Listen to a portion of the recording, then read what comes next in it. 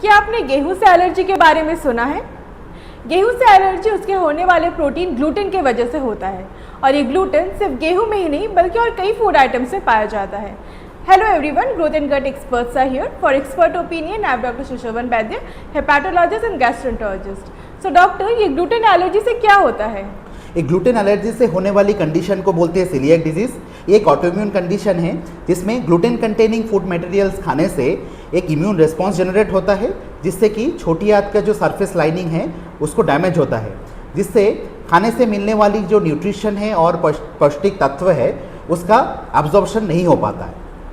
आइए इसके सिम्टम्स के बारे में जानते हैं। सीलिएक डिजीज बच्चों से लेकर बड़ों तक किसी भी उम्र में हो सकता है। ज़्यादातर बच्चों में ये सिम्टम 6 महीने के बाद जब ऊपर का खाना शुरू किया जाता है तब देखा जाता है। ग्लूटेन वाली चीज़ें खाने के बाद पेट में दर्द, डायरिया होना, पेट में गैस होना, ऐसी दिक्कतें आ सकती है।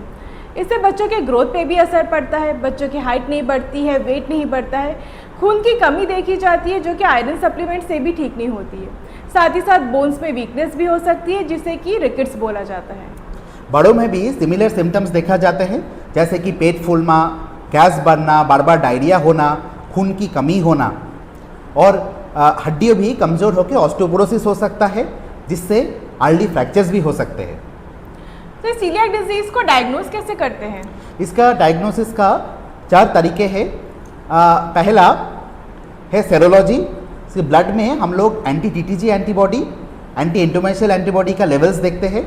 दूसरा है अपर्जिया एंडोस्कोपी, जिसमें दूरबीन के माध्यम से छोटी आंत के अंदर का स्ट्रक्चरल चेंजेस को हम लोग देख सकते हैं। तीसरा है हिस्टोपैथोलॉजी। अपर्जिया एंडोस्कोपी से मदद से हम लोग छोटी आंत से टुकड़ा लेके उसका जांच कर सकते हैं। इसके साथ साथ कई बार हमें जेनेटिक स्टडीज़ का भी मदद लेना पड़ता है। ये सीलिएक डिजीज़ से क्या कॉम्प्लिकेशंस हो सकते हैं? सीलिएक डिजीज़ में आगे चल के छोटी आंत में कैंसर और लिम्फोमा हो सकता है।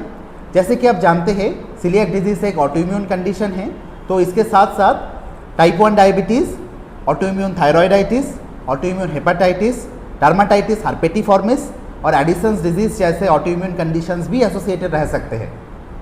तो क्या सीलिएक डिजीज़ का कोई ट्रीटमेंट है? जी हाँ, बट सीलिएक डिजीज़ का ट्रीटमेंट कोई दवा से नहीं होता है। इसका मेन ट्रीटमेंट है ग्लूटेन को अवॉइड करना।